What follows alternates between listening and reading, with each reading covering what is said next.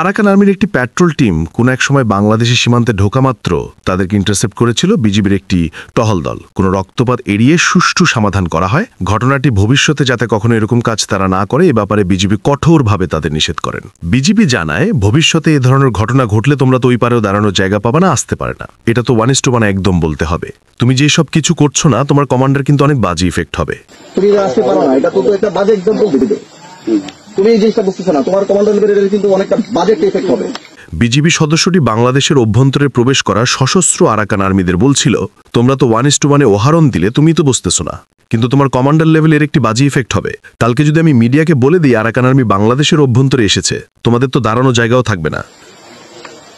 কালকে যদি আমি মিডিয়া প্রবেশে আরাকান আর্মি আমার দেশের মধ্যে আসছে, তোমরা তো দাঁড়ানো জায়গা থাকবে না। তোমরা তোমাদের দেশে চলে যাও, তোমাদেরকে আমি যাওয়ার সুযোগ দিচ্ছি। তোমরা চলে যাও, তোমাদেরকে আমি যাওয়ার সেই সুযোগ দিচ্ছি।